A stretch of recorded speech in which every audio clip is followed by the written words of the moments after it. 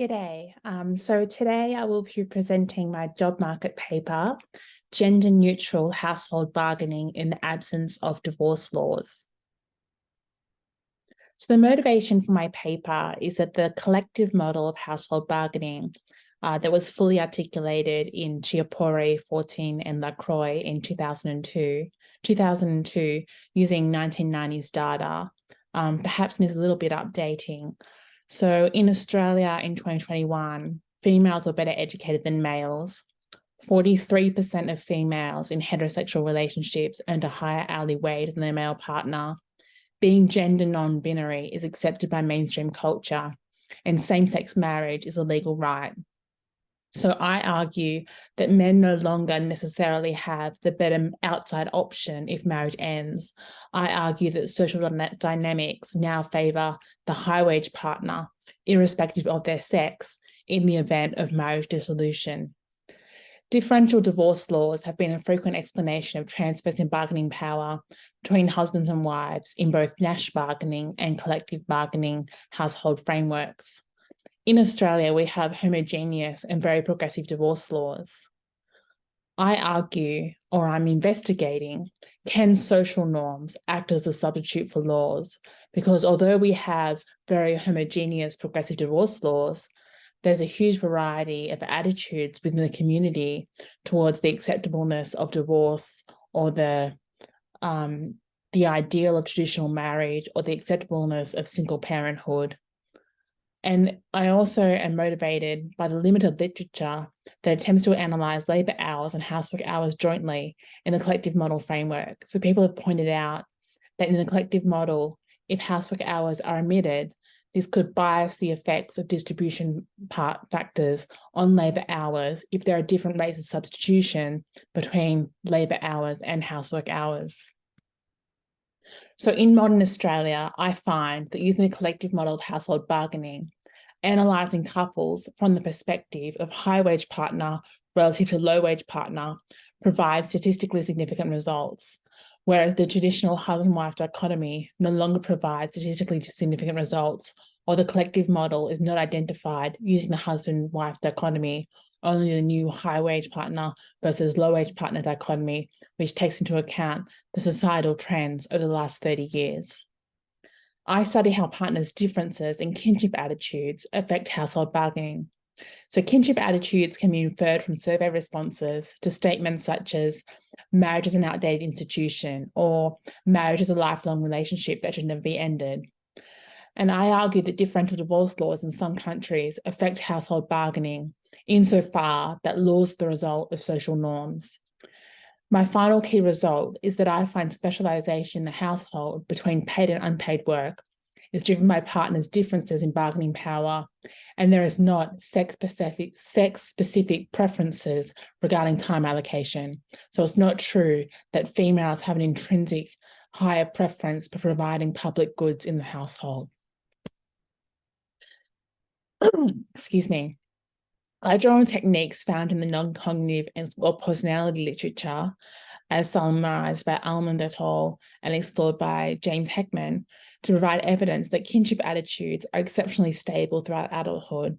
So kinship attitudes are stable with respect to mean level stability, and inter-individual consistency. And this high stability of kinship norms makes them a good distribution factor or bargaining factor in the collective model. So economists have recently studied how gender norms affect household bargaining, but not to the best of my knowledge, how kinship norms affect household bargaining. Nevertheless, kinship norms or kinship attitudes are being incorporated into mainstream economics. And I extend this research with an anthropological focus by studying kinship attitudes in a household bargaining context. So the household economics, as originally put forward by Becker, the household was regarded as a unitary economic actor with a benevolent head that acted altruistically towards other members. The whole household preferences could be summarized by a single preference relation. The collective model demonstrated how both partners in a couple have distinct preferences and negotiate strategically. To ensure identification of the collective model, there must be two bargaining factors or distribution factors, as they're called. So in addition to kinship attitudes, my second distribution factor is body mass index, or more specifically, couples' differences in body mass index. So the higher a person's body mass index, or BMI, the greater their weight relative to their height. Experimental studies have linked BMI to attractiveness, and psychologists have found that fatness is stigmatized by spouses, and the pressure to be slim affects marital interaction. Some researchers in economics have proxied lower BMI, or lower weight, as attractiveness, and linked lower BMI to better labour market outcomes. I find that BMI is not correlated with being the high wage or low wage partner, and I hypothesize that this can be explained by there being greater variation in BMI across the population than within couples. A couple whose BMI values are 29 and 33 may not be paid differently because of their BMI, but compared to a couple whose BMI values are 19 and 23, the first couple, who are significantly slimmer, may both be paid more. Studying gender-neutral household bargaining, or even gender-neutral labour economics, is an under-researched topic. So Orifice studied same-sex couples where they designated their head as that who had ownership of the house, and found the relatively richer or younger partner had more bargaining power. In a lab experiment, other researchers have tested giving higher earnings alternatively to male or female partners. The advantage player, regardless of their sex, reduce their investment in the public good and increase their investment in the private good. So these researchers did not find that females had an intrinsically higher preference for providing public goods. Saminsky and Yatsenga utilised both gender-defined and gender-neutral specialization indices to conclude that comparative advantage plays a trivial role in the sexual division of labour within households. My research can help explain these findings, as I find couples specialise not according to their sex, but according to if they have a high wage or low wage partner. And this is another way how my model is updating the collective model of household bargaining, because perhaps 30 years ago, where housework was so predominantly performed by females, it didn't make sense to incorporate housework hours in the collective bargaining framework. But nowadays, where males take a higher proportion of non-paid work, it makes greater sense to incorporate housework in the collective bargaining model. So Bogignon, Browning, and Schiapori found that the proportionality of the effects of the distribution factors, which in my case is couples' differences in kinship attitudes and differences in BMI, on both partners' labour supply was both a necessary and sufficient condition for the collective model to be identified. More recently, in 2020, Schiapori and Naidoo extended the collective model in an entirely theoretical paper to incorporate public goods, and they claimed that a good instrument for predicting how bargaining factors affect public goods is the same bargaining factors we use to predict market goods. Neither differences in kinship attitudes or BMI directly affect preferences for labour hours or housework hours, and I will provide evidence for this in my paper, except through the bargaining factors. I argue that differences in kinship attitudes and BMI do not directly affect budget sets, and I'll discuss this more later. They are thus appropriate distribution factors. I will test equality of the ratio of the distribution factors for both labour hours and housework hours, both a high wage and low wage partner. This is my new contribution for incorporating both labour hours and housework hours into the collective model. So I utilise HILDA, which is a household panel dataset intended to be representative of the Australian population. And HILDA details labour market dynamics, family dynamics, time use, social attitudes, and household decision-making. So to construct my key independent variable of kinship attitudes, I perform polychoric factor analysis on 7 normalated statements to derive factor scores, whereby higher values indicate individuals who are more likely to agree, for example, that it is all right for a couple with an unhappy marriage to get a divorce, even if they have children. So kinship attitudes were not recorded in HILDA in every year. They're recorded every 3 to 4 years. So I use factor scores from 2005 to predict outcomes for 2006 to 2021, as well as contemporaneous and interpolated factor scores to predict outcomes from 2005 and 2019. And as I'll show later, there are no statistical differences in the results between the lagged factor score measure and the interpolated contemporaneous factor score measure. And this makes sense given the high stability of kinship attitudes. So it seems that people form their ideals about marriage and divorce and single parenthood in teenage or children years, and these ideas are relatively fixed throughout once adulthood commences.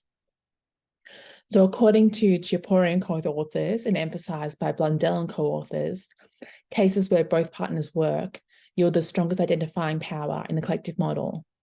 Therefore, I restrict my empirical analysis to couples aged 18 to 70, where both partners report positive weekly labour hours and positive weekly housework hours. So here are the 7 kinship attitude statements that form the basis of my factor scores. So in Australia, although there are very homogeneous and progressive divorce laws, there's great variation within society regarding attitudes towards marriage, divorce, and single parenthood. And overall, Australians can't be described as incredibly progressive or incredibly permissive towards divorce or incredibly traditional. So just as an example, for this statement, it is all right for an unmarried couple to live together, even if they have no intention of marrying. Almost 55% of people strongly agree it's okay to cohabit if you have no intention of marrying. Then for the statement, marriage is an outdated institution, less than 5% of people strongly agree with this. So yes, people think you can live together and not bother getting married. The same token, people strongly disagree that marriage is outdated. And then for the statement, it is all right for a woman to have a child as a single parent, even if she doesn't want to have a stable relationship with a man.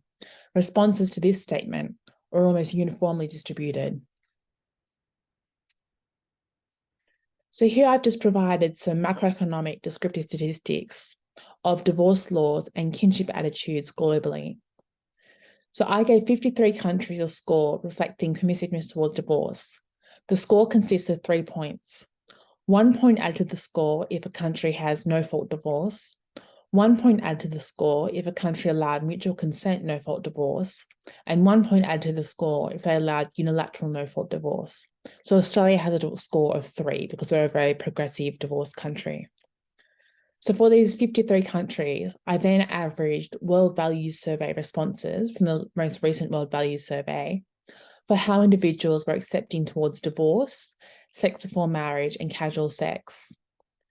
So here is graphs of attitude statements with respect to the relative progressiveness of divorce laws, where higher values, so 3 is very progressive divorce laws, 2 is moderately progressive, 1 is not very progressive.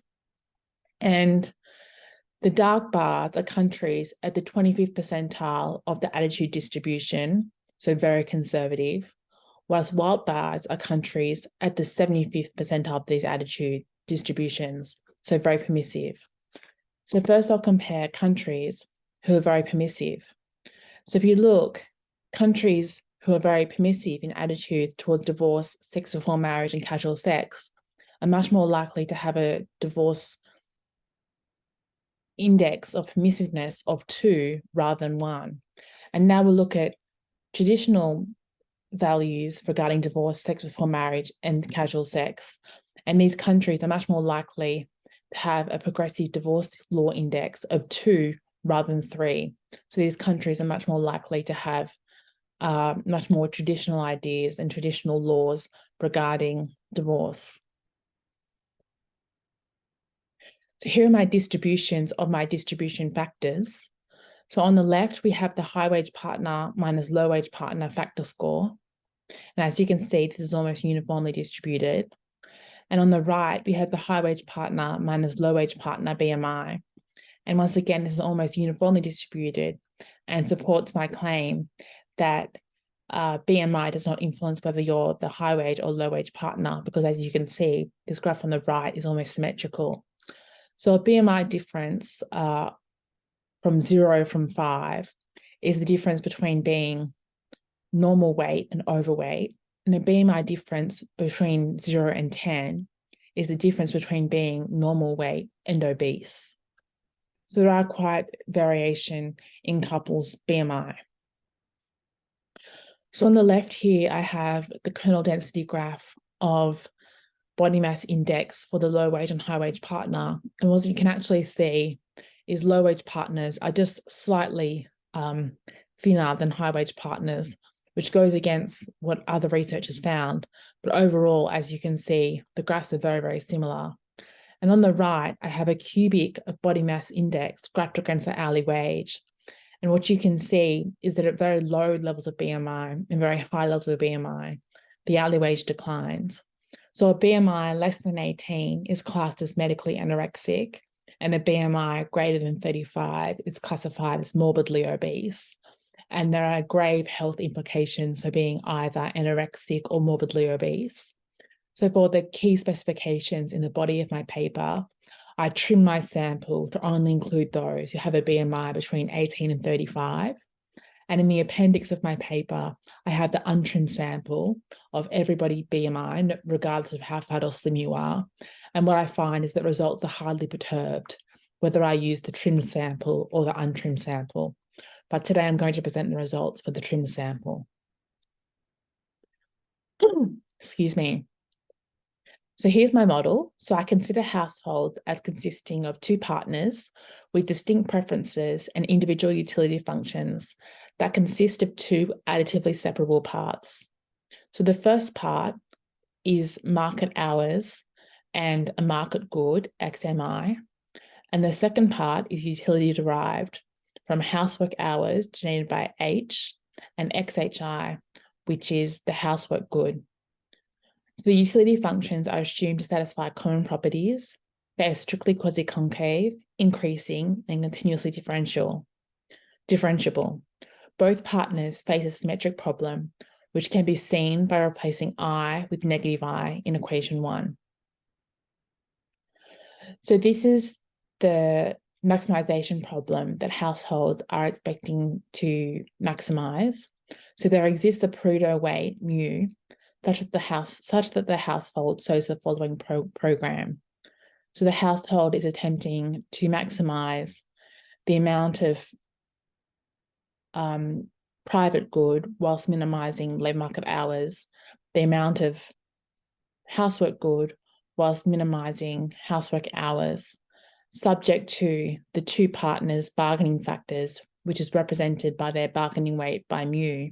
And mu is actually a function. So mu in accordance with previous literature of the collective household bargaining power model, mu is a function consisting of each partner's respective wage, non-labor income, the two bargaining factors, and preference parameters, which might include children, education, an indicator variable for being a same-sex couple. So the shadow price of housework hours is a person's hourly wage rate. And I do have participation constraints on my model, as the last two inequalities can see. So I model that couples first decide how to divide household expenditure on the respective private consumption goods of each partner. And utilising the data that I have for Hilda, private consumption goods, I consider the clothing and footwear of an individual. So these are private consumption goods, an individual's own clothing and footwear. They're not shared with the other partner. Second, I model how partners decide the labour hours. And third, how they choose their housework hours. This three-step program can then be solved backward. So first, each partner solves the following program. They're maximising the housework good whilst minimising the housework hours, subject to WI multiplied by MI, which is the wage times their market hours, which is their earnings, plus the hours spent on housework. And psi here is a person's share of household expenditure on their private consumption goods. And the following housework supply functions result, equations 6 and 7 on the screen. So second, after choosing their housework hours, partners solve the following program to decide their labour hours. They're maximising their private good, labour hours, whilst minimising their market time. The corresponding sharing rule is psi, representing the high-wage partner's share of household expenditure, whilst the low-wage partner receives the complement share of household expenditure. The stronger the high-wage partner's bargaining power, the larger their share of household expenditure on their own private consumption good, and the lower their partners. And then the labour supply functions of the two partners resulting at the bottom of the screen, equations 10 and 11. So these are my empirical estimating equations. So the top two are for labour market hours and the bottom two are for housework hours. I use predicted wages, and this is to circumvent any potential endogeneity concerns between market hours, wages, and non-labour income. My key variables, norm measure diff, which is the high wage partner factor score minus low wage partner factor score, and BMI diff, which is high wage partner BMI minus low wage partner BMI. X is the preference parameters. And these include a vector of controls, including presence of an infant, presence of a toddler, number of children aged 5 to 18 in the household, years of education of both partners, an indicator variable for being a same-sex couple, and approximately 2% of the couples in my sample are same-sex. And then for housework hours, we have an additional variable, which is YI hat, which is earnings. And here I use predicted earnings to circumvent any potential endogeneity if somebody thinks that housework hours are causing someone's earnings to rise or decrease. So identification, to ensure identification of the collective model, the ratio of the distribution factors have to be proportional for both partners' labour supply functions. So with reference to Chiapori and Nadeau in 2020, I extend this result to include that the ratio of the distribution factors have to be proportional for both partners' labour hours and housework hours. And the first inequality here is the theoretical inequalities that must hold, and the bottom equality here is the empirical equalities that must hold. Then I model the division of household expenditure on private consumption goods. So the division of household expenditure presents a ratio-dependent variable. I therefore use a Tobit model with an upper bound of 1 and a lower bound of 0. And I also, as a robustness check, use a generalized linear model with a logit link in the binomial family. So here's the equation to analyze how household expenditure is divided. So norm measure diff, BMI diff, log of non-labour income, and X is the same control variables as on the previous page. I also control for the couple's norm measure. This is because a couple whose norm measure is 0.5 are much more likely to divorce if their couple's factor score. If a couple's norm measure diff is 0.5, they're much more likely to divorce if their couple's factor score is 1 rather than -1. So here are the theoretical predictions of my model before I present my empirical results. So housework is generally regarded as an inferior good. Therefore, as individuals' earnings rise, their housework hours are expected to decline. Conversely, as individuals' earnings decline, their housework hours are expected to rise. Leisure is generally regarded as a normal good. So factors that strengthen the high-wage partner's bargaining power reduce the labour supplied by the high-wage partner and increase the labour supplied by the low-wage partner. Factors that lower the high-wage partner's bargaining power increase the labour supplied by the low-wage partner and decrease the labour supplied by the high-wage partner. The stronger the high-wage partner's bargaining power, the higher his or her share of household expenditure, and there is less household expenditure allocated to the low-wage partner. So here is seemingly unrelated regression. So I have 4 SIR regressions. So columns 1 to 4 using the lag norm measure. So the high wage partner minus low wage partner factor score of 2005, predicting outcomes from 2006 to 2021. Columns 5 to 8 also use the lag norm measure. However, I include control variables. and columns 9 to 12 is a SIR regression with the interpolated or contemporaneous norm measure from the years 2005 to 2019. Now, what you can see here, if the high-wage partner is more permissive towards divorce and have a better outside option through a higher hourly wage, they use this credible threat to lower their labour supply hours. If the high-wage partner is more permissive towards divorce, this increases their earnings, which causes them, this decreases their earnings, which causes them to increase their housework hours, as housework is an inferior good. If the high-wage partner is fatter, i.e. less attractive, this lowers their bargaining position and they feel compelled to work longer hours. If the high-wage partner has higher BMI, this increases their earnings. They can then bargain to decrease their housework hours, as housework is an inferior good. And the effect of distribution factors on the low-wage partner are opposite to the high-wage partner. If the low-wage partner is more committed to traditional ideas of marriage and also have a lesser outside option due to their lower wage, they increase their labour hours if their high-wage partner is more accepting of divorce. Conversely, if the low-wage partner has a lower BMI than the high-wage partner, they use this attractiveness to bargain less labour hours. If a low-wage partner has increased earnings due to kinship attitudes, this causes them to lower their housework hours, a negative income effect, whilst if a low-wage partner has decreased earnings due to a lower BMI, this increases their housework hours, also a negative income effect. And as you can see here, the effect of permissive divorce laws is similar that other researchers have found. I get similar results on labour supply for attitudes that are permissive towards divorce. So these log level estimates convert into significant differences in hours.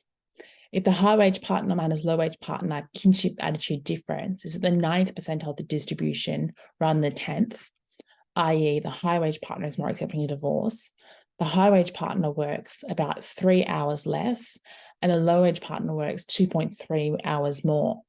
In terms of housework hours, the difference has an effect of 1.69 hours for the high-wage partner and negative 2.89 hours for the low-wage partner.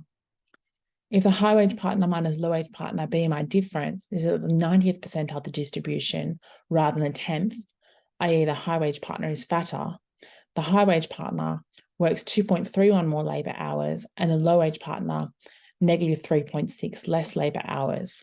In terms of housework hours, because of the negative income effect, this difference has an effect of negative 3.46 hours for the high-wage partner and 3.93 hours for the low-wage partner. So in terms of distribution factor proportionality, the first SIR regression I presented on the previous page, the lag norm factor score with no controls, a Wald test cannot reject that the ratio of the proportionality of the distribution factors on both partners' labour hours and housework hours should not be rejected with a p-value of 0.6570. If we include controls in this model, the ratio of the proportionality of the distribution factors across the 4 equations cannot be rejected with a p-value of 0.9768. And for the contemporaneous interpolated factor score, the ratio of the equality of the distribution factors across the 4 equations cannot be rejected with a p-value of 0.1207. So now I'm going to look at SIR regression for husband versus wife. So for this specification, the lag norm measure is the husband's factor score minus the wife's factor score, and the BMI difference is the husband's BMI minus the wife's BMI. And I've coloured these in blue rather than red because what I've highlighted here are statistically insignificant results. So what you can see is that, at least in Australia in the 21st century, the collective model is not identified for a husband versus wife dichotomy. It's only identified for a high wage versus low wage dichotomy, because being a husband or a wife these days does not relatively reflect how good or bad your outside option is if marriage dissolves. What reflects how good your outside option is if marriage dissolves is your hourly wage. So now I'm going to do some robustness checks on the labour hours and distribution factors, and then I'll do some robustness checks on housework hours. And these are OLS regressions. So here we have the lag norm measure and the interpolated norm measure. So the lag norm measure, columns 1 to 6, interpolated 7, 8, 11, and 12. What you can see is that these estimates are not statistically different. This is because kinship attitudes are exceptionally stable. Here I've interacted the lag norm measure with a time trend. This interaction is statistically insignificant, once again, because kinship norm measures are just so exceptionally stable. Here I have interacted the interpolated norm measure with being male or being female. And what you can see is the results are qualitatively the same. What's driving the results of my bargaining factors is not whether you're male or female, it's whether you're high wage or low wage. So if you're high wage and female or male, you have qualitatively the same results. And if you're low wage or male or female, you have qualitatively the same results. And here I've interacted the BMI difference distribution factor with sex. And once again, I find results are qualitatively the same for the high wage partner, irrespective of whether you're male or female, and they're qualitatively the same for the low wage partner, irrespectively if you're male or female. And this is a bit boring, but I get the same results when I do my robustness checks on housework hours. So once again, results are not statistically different between lag norm measure, interpolated norm measure. The interaction of the lag norm measure and time trend is statistically insignificant. What's driving the results of the divorce norm factor score difference on housework hours is being high wage or low wage and not a person's sex. And once again, what's driving the difference, the effect of the BMI distributional factor on housework hours is whether you're high wage or low wage and not your sex. Results are qualitatively the same for the high wage partner BMI difference, whether you're male or female, or for the low wage partner, whether you're male or female. So the assumption of the collective model is that the distribution factors must affect time use only via their effect on bargaining and do not affect preferences or the budget set directly. So to test this assumption, I control for the low wage partner's own divorce norm factor score in predicting their labour hours and housework hours, whilst omitting this control for the high wage partner's labour hours and housework hours. The ratio of the distribution factors having an equal effect across these 4 equations cannot be rejected with the Wald test. I then control for the high wage partner's own divorce norm factor score in predicting their time use and omit these controls for the time use equations of the low wage partner. The ratio of the distribution factors having an equal effect across these 4 equations cannot be rejected with the Wald test. Across all 8 equations, the distribution factors are equal. Then I repeat these specifications, attempting to see if BMI directly affects time use decisions separately from the distribution factor. And once again, I find that the effects of the distribution factors are not altered when I include or omit BMI, a low wage partner's own BMI or a high wage partner's own BMI from the specifications. In terms of the distribution factors affecting budget sets, I can think of no hypothesis as to why this would occur. It does not make sense for a partner to let their kinship attitudes affect household budget constraints unless there was a motive to remain in or exit the marriage, or at least keep the threat of this happening. So kinship norm differences would only affect budget sets through the household bargaining avenue. In terms of BMI, scarcity of time cannot affect food expenditure, as there are equally affordable, healthy and unhealthy fast food options in Australia, and a healthy home-cooked meal can be cooked in the same time period as an unhealthy home-cooked meal. So here I have results for distribution factors and private expenditure on clothing and footwear. So for the Tobit model, if the high wage partner minus low wage partner factor score distribution is the 90th percentile rather than the 10th, so the high wage partner is much more accepting of divorce than the low wage partner, This increases expenditure on the clothing and footwear of the high-wage partner by 4.48 percentage points. If the high-wage partner minus low-wage partner BMI difference is at the 90th percentile rather than 10th, so the high-wage partner is much fatter than a low-wage partner, they have lower bargaining power, and this decreases expenditure on the high-wage partner's clothing and footwear by negative 3.42 percentage points. And when I do a GLM model with logit link and binomial family, I get very similar predicted probabilities for comparisons of these distribution factors at the 90th versus 10th percentile. And here I have a graph for the Tobit model, and the black line is kinship attitude difference. And as you can see, as the high wage partner becomes more accepting towards divorce, their share of household expenditure on their private consumption good increases. And the grey line is BMI differences. As you can see, as the high wage partner progressively becomes more fatter relative to their partner, the percentage of household expenditure on their private consumption good declines. And these are relatively large effect sizes, I think. So in conclusion, despite countries around the world continuing to make their divorce laws more progressive, I argue that disagreements between how individuals idealize family structure will ensure considerations of divorce, marriage, and single parenthood continue to influence household bargaining. And what's really important, the kinship attitude statements that I use as my key distributional factor, these statements regarding marriage and divorce are present in household panel data sets around the world. They're present in general social surveys around the world.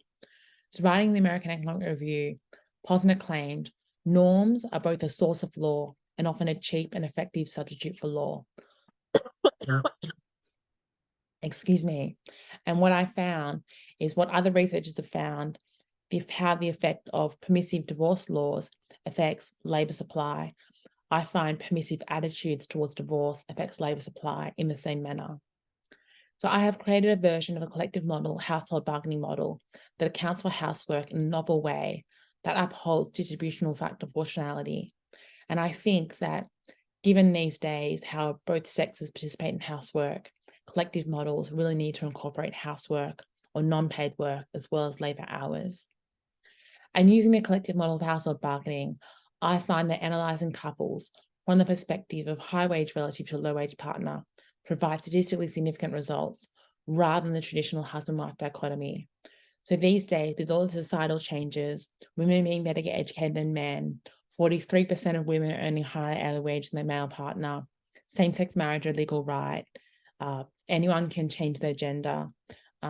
Being high wage versus low wage is a better framework these days for the collective model, I argue, than the traditional husband-wife dichotomy. And indeed, for Australia, as I demonstrated, the collective model is not identified for the traditional husband-wife dichotomy of the collective framework. So I find, as I illustrated, that specialization in the household between paid and unpaid work is driven by partners' differences in bargaining power rather than the results of gender-specific preferences regarding time allocation. And as an aside, my research provides empirical support against the marketability assumption, or that private and public goods in household economic theory can be substitutes. If you have any comments about this presentation, I would love to hear from you.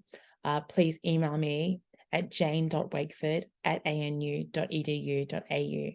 Thanks for listening.